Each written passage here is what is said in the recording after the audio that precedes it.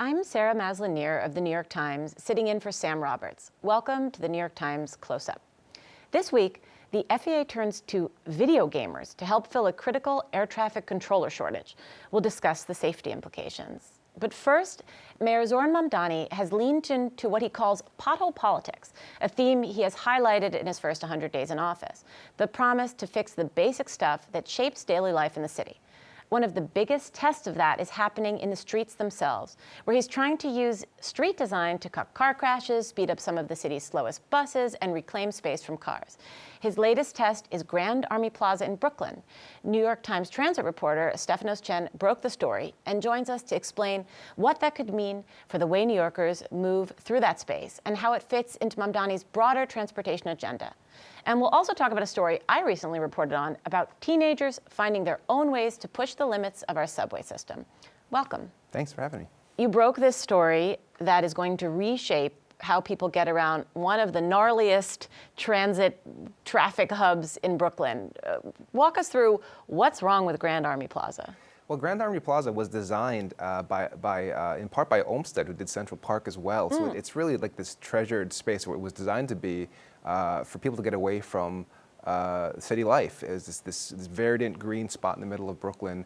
But over the decades, car traffic grew around it. And today, if you see it from an aerial view, it's sort of this big oval at the head of Prospect Park, but originally it was designed to be the gateway to Prospect Park. Though today, if you were to cross over to the Brooklyn Library or that area, you've got to cross lane after lane of traffic, and there's cars, pedestrians, baby strollers, bikes. I mean, it's all just kind of bedlam. So for decades now, residents have pushed for something to be done here, and Mayor Mamdani now, within this first 100 days, has done quite a few things related to making the streets safer, and this being the latest, which is on the southern tip of that oval, they're going to close all car traffic, which is pretty seismic for this area. The folks who have been asking for this have been clamoring for years and years to open this up so that effectively the oval that is Grand Army Plaza with that beautiful arch now becomes, as intended, the gateway to Prospect Park. And it'll become contiguous instead of this scary island surrounded by traffic. Exactly, and if you're ever there on a Saturday for the Green Market, you'll see that even that is divided by these 4 lanes of traffic. So if you want to get your bread, you have to kind of cross these 4 lanes, kind of like Frogger. And if you want your produce, you got to go back on the other side. So this will effectively change that. And Frogger is a great example for people who don't know. Frogger is an early video game where you tried to cross the street without getting mushed. And I think here, as much as we want a bucolic space, it's also about safety. Very much, yeah. I think this plan is right in the wheelhouse of what Mayor Mamdani is pushing to highlight, in that it's both catching up on some of these low-hanging fruit kind of projects that under Mayor Adams' administration, the work began but didn't finish. And this is the latest example of that, where the work on this really began in earnest in 2022. There's been a ton of public feedback on this in 2024. They put out these plans. This is Mayor Mamdani now saying, let's just do what we did in 24 and proceed with it. So they're going ahead with the most, they call this the most ambitious or aggressive plan. I think I read correctly, there's a $5.4 billion budget gap in this. Is that correct, or is that for projects overall? How are we going to fund this? Can it really happen? That is the city's gap over the next 15 months, which is smaller than initially the mayor had projected, but it's still quite a yawning gap that they have to deal with. And we bring it up here in this story because, yes, they intend to do this project, but the DOT has not given us a start or completion date for this. They have not given us an estimated budget. And it's just a reminder that the city is juggling quite a few projects they want to get to, but have to also deal with the reality of this fiscal gap. So there's 200 plus injuries that you cited at this plaza since, I think, 2021. Yeah. And on the other side, there's this potential, if he doesn't get it done, this could be a political liability, this grand, ambitious public works that maybe can't get funded. I mean, is there a risk for Mamdani announcing such big changes? Well, he seems to really be giving autonomy to the DOT in a way that critics have said that Mayor Adams was unwilling to do. Oftentimes, and there are, to be sure, residents in the area who are against this redesign. They think it's going to make traffic worse for them, that it's going to redirect traffic to side streets. But you always have that sort of pushback on these projects. And I think so far we've seen under Mayor Mamdani a willingness to let the DOT push forward on this. And the messaging so far is that we will be receptive to the feedback, but we're going to do this or something very much like it.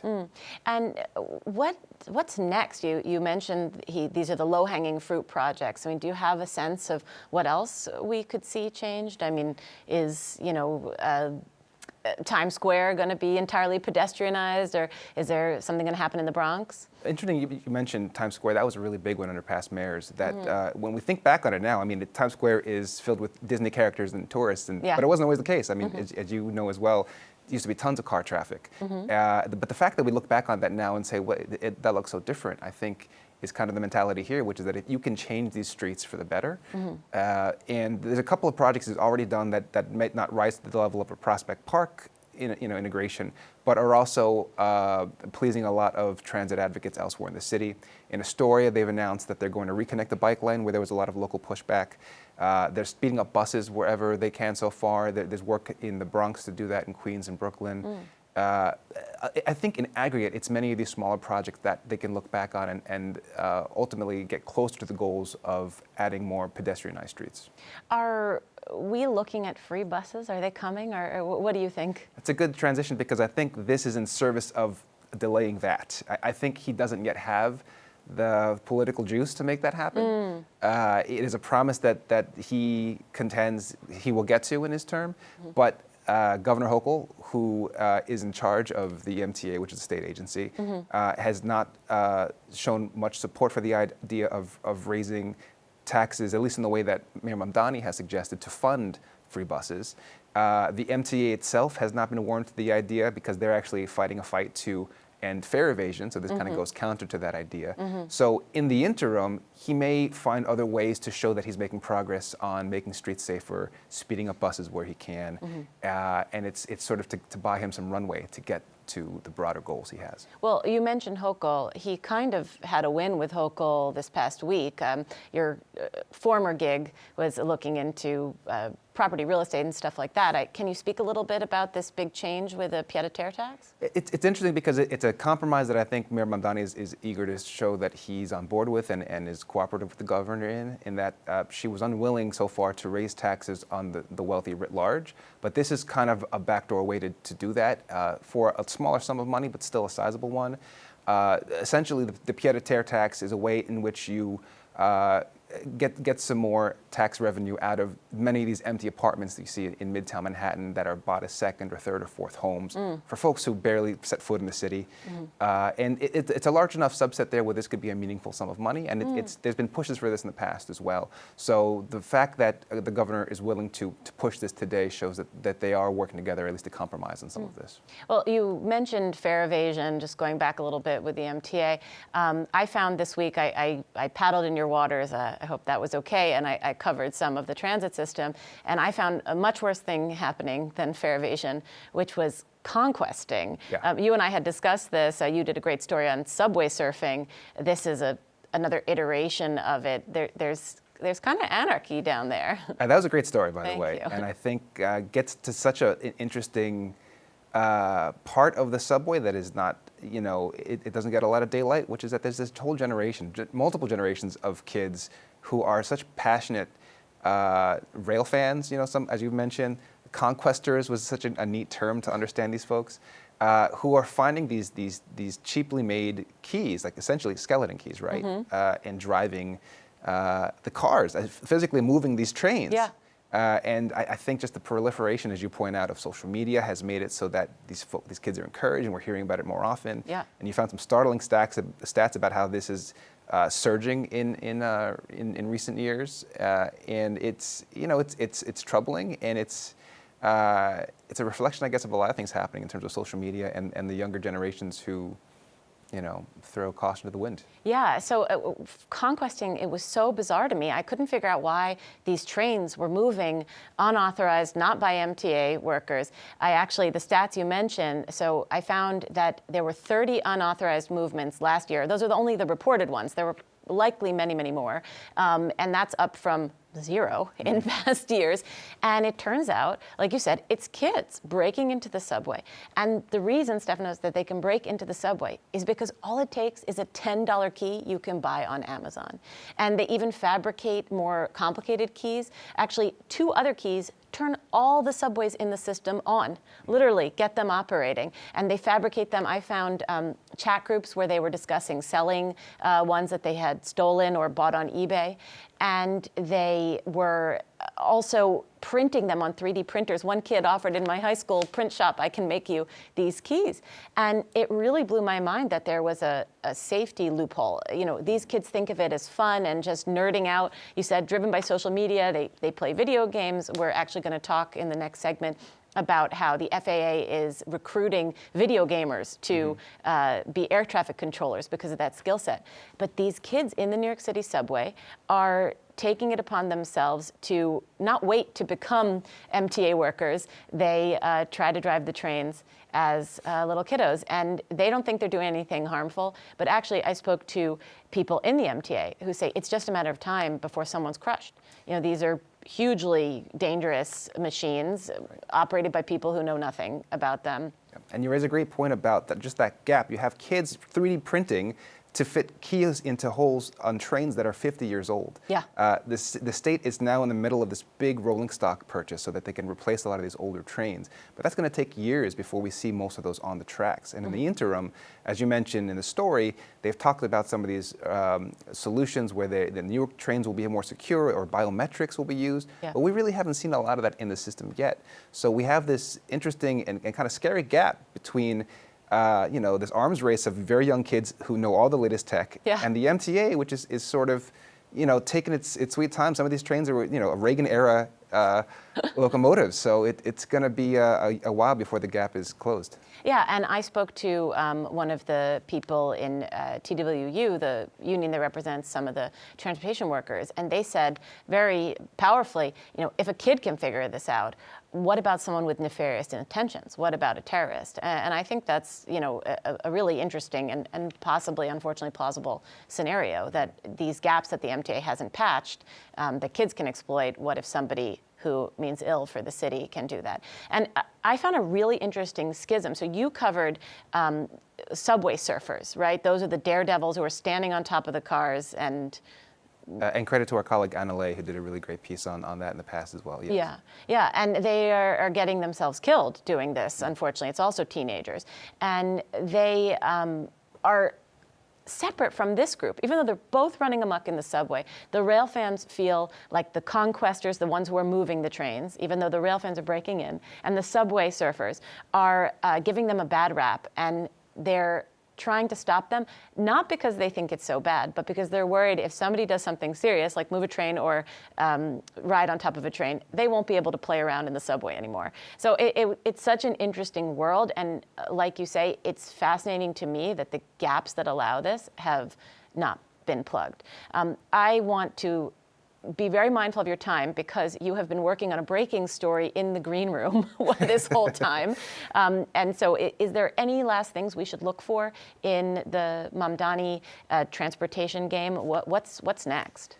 Well, the biggest goal was fast and free buses, as stated with sort of his major issues.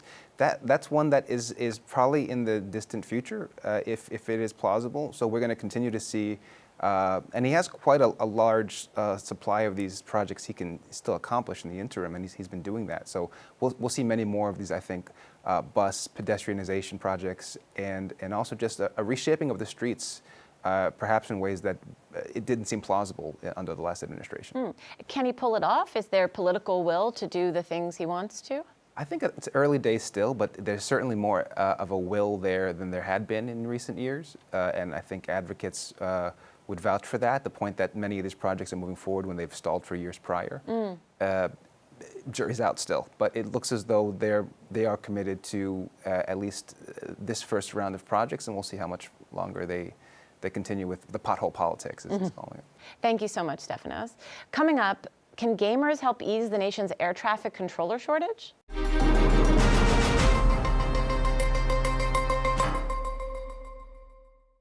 With New Yorkers still rattled by the deadly runway crash at LaGuardia and continued scrutiny on tower staffing, we're curious how safe our airspace is. We're exploring a new FAA recruiting gambit, targeting avid video gamers with promises of six-figure jobs and betting their screen-trained reflexes can help ease a chronic air traffic controller shortage. It's a subject of a recent New York Times report by Washington correspondent Karoun Demirjian. She joins us now. Welcome, Karoun. Hi, good to be with you, Sarah. So walk us through the nature of the crisis. Like, where are we in air traffic controller land? So for over a decade, there has been a staffing shortage nationally among air traffic controllers. The fully staffed workforce is about 14,500. We are basically at about 11,000 right now. Wow. And problems like that have persisted for a while. It's a combination of not enough people coming into the pipeline, a high failure rate at the training academy, a lot of retirements that come in waves that are really inconvenient for keeping staffing levels stable.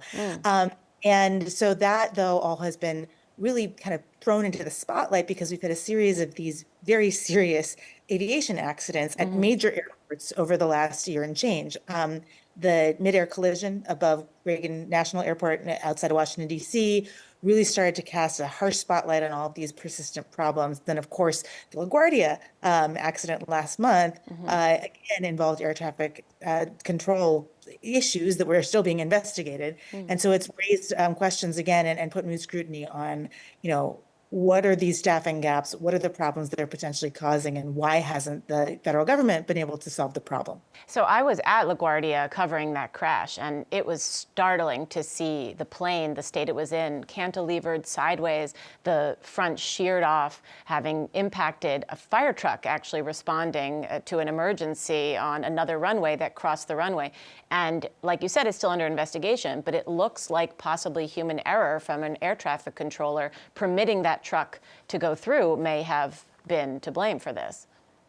I mean, there's always a question between, is it pure human error that somebody just made the wrong call, or is it systematically induced human error? Was that person having to work too many job positions at the same time? Were they tired? Were various things that are supposed to, systems in place that are supposed to preclude air traffic controllers from missing a beat because they have to be on the ball nonstop when they're actually on that microphone? Was there something about that kind of set them up for failure? And that is going to be, is always the underpinnings of these investigations when they happen, because yes, the last step is often human error, but sometimes that's human error that you could never avoid because it just happens. And sometimes it's almost a setup to get to that point. And that is what they look into. And so there's a new, novel, kind of crazy solution for this paucity of air traffic controllers that you've reported on. It's a little bit blowing my mind. Who are they recruiting?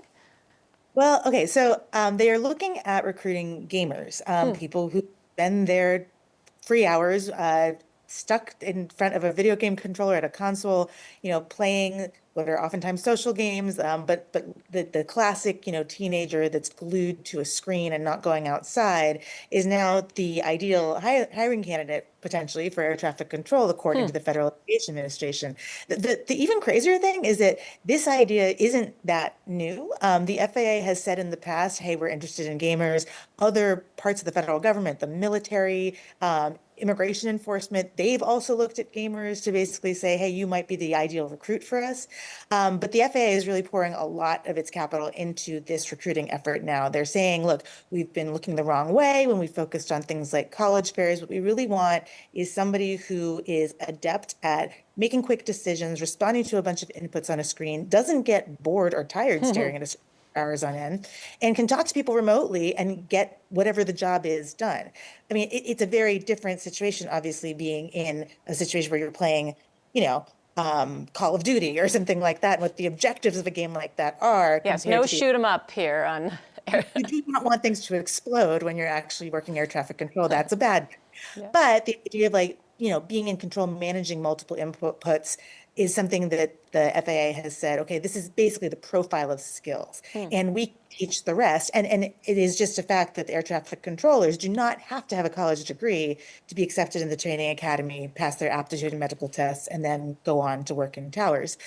So this is now the ideal profile, according to the FAA, that they're hoping will bring more people online and increase their throughput rate, basically increase the success rate of the people that they hire to come to the academy to actually end up after, several months/years of training in those vacant positions. So when my mom was telling my brother, get outdoors, get away from the screen, she was wrong. Well, if the objective was to be an air traffic controller, Yeah. potentially, right? But yes, there's a run on this holding up of the gamer as the potential savior of the staffing crisis in multiple areas of the federal government. You can kind of see the direct reasons for why an air traffic control, especially air traffic control facilities that aren't even looking at the planes, they're just looking at the radar beeps on the screen, right? That would be kind of a one-to-one sort of a connection of, take these skills, transfer them to this work environment. But we will see how that happens. I mean, look, there is, they have interviewed people who were successful coming out of the academy during the transition period in late 2024, when the Trump administration was elected, but not in office yet. They interviewed a bunch of people coming out of the FAA Academy and said that, like, of the approximately 250 people we spoke to, all but 2 are gamers. Okay, that's a pretty impressive statistic. They have not yet interviewed people who didn't succeed at the academy, who washed out, or others, to see if they were also gamers. So this is still kind of a proof of concept, let's see if it works sort of a situation that needs more data behind it to show whether it's going to work. But at the same time, we also know that, a lot of teens, a lot of young people are really into gaming, like most of them at this point. And so that too says, well, if the new person, if the new entry into the job market is a gamer, it makes sense to appeal to them on the front of what they're interested in. And are they coming with a skill set that the old guard lacks? Has the technology changed and evolved to be an air traffic controller? So it's interesting, if you talk to air traffic controllers and former air traffic controllers, they will basically say that, yes, there is as much as it is a high-tech job, there's plenty of discussion about how the technology is outdated, but it's still a very tech-focused job. I think the difference that you're hearing from people who have been in those positions is that the younger generation kind of gets it faster because they already are so plugged into devices, whether that's their phone or gaming or what have you, that there is a greater hobby interest among the more recent generations, like our last 10 to 15 years of controllers, than in their predecessors that, were of the more analog generation coming into the field, right? And so when you're already very, very, when digital inputs are already kind of a part of your bread and butter, your everyday experience, you're going to be able to kind of get the new systems of air traffic control that you have to learn and master in order to do the job well. And I think that has been the difference that they've seen, not necessarily that every younger controller is a better air traffic controller than before, but as the skies get busier, as the demands get higher, and as we're looking at upgrading the infrastructure throughout the system, the idea is that somebody who's already really plugged into this sort of console screen, make it all work, digital environment isn't going to have as much of a learning curve as somebody who just doesn't have that conditioning in their years. It's so interesting. My previous guest and I talked about rail fans, a story I did. These are people obsessed with the subway, young people who have actually been breaking into New York City subway cars and driving them around illegally. So this is kind of the rail fans of the air. So I think that's a fascinating thing. The truth is these subway kids really just want to become MTA conductors. They're not really trying to vandalize the trains. They're just eager. Oh, sorry. I was just going to say, I think probably less of a criminal element in how it's being conceived of now, Yes. and less of a gamer hobbyist being like, I've always dreamed of being an air traffic controller. Fair. So the burden of convincing is on the federal government right now to be like, you like gaming, you'll love air traffic control. Oh, and by the way, it's a really good salary while you do it. There are no orcs to shoot, but you'll love it. I wanted to just understand a little bit more in the few minutes we have remaining. What contributes to this lack of air traffic controllers? Why aren't there enough of them? Where did they go? So there's a bunch of different factors. The number of people who can pass out of the academy, basically. The academy accepts, there's no shortage of people applying to get into the FAA's academy, which is the center training institution. In the last 2 years, there have been a bunch of satellite programs that are FAA certified that have cropped up at various universities and colleges, but they're not creating the same sort of graduates to the same scale as the FAA Academy is. And right now, numbers do matter in that way. So I'll focus on the Central Academy that's in Oklahoma City. So a lot of people who come in the front door can't finish. Historically, the failure rate has been up to about a third. Oh, Now wow. it's about a quarter, but that's still significant when you're talking, you can only put so many people in seats so many times per year, even though they really are moving classes through new classes basically every week, if not more frequently than that. Another factor of it is just that, there's limited resources once you graduated from the academy to actually train you in the facilities, because you have to be trained on site for the specific requirement of that area or for that job. And every controller has to learn multiple positions, because the person who's managing, the runway and the takeoffs and the landings is not the same person in a fully staffed tower as is managing the various vehicles driving across taxiways and sometimes crossing runways and things like that. So there's multiple positions that you have to learn. It takes another 2 or 3 years after you get out of the academy to teach all those. And we're in a staffing crisis. It's the people who are doing the job who have to do that training, right? And so those things down too. Then there's retirements. Basically, if you talk to air traffic controllers, they will recall the Reagan years, when early in the Reagan administration, there was a contract dispute with the union. And the Reagan administration brought in a bunch of people that were not union, from the military, to kind of take over, and fired a bunch of air traffic controllers. And it created this imbalance in terms of staffing, where in order to fill all those positions, you ended up in a situation where you were creating waves of big retirements. And we're kind of in one of those right now, because you can only work until age 56 as a controller, and then you're out, considered not sharp enough. And so cyclically, it just happens that the workforce loses massive amounts of controllers, then has to scurry to fill in those gaps, and never really quite catches up. Well, it's super interesting. I hope gamers are the solution, so that I never have to go back to a crash like I saw at LaGuardia Airport ever again. Thank you, Karoun, so much for joining us. This was fascinating. For the New York Times and CUNY TV, I'm Sarah Maslin-Nier. If you enjoyed the conversation and you'd like to support more programs like this, please consider donating at the link on your screen right now. Thank you for watching.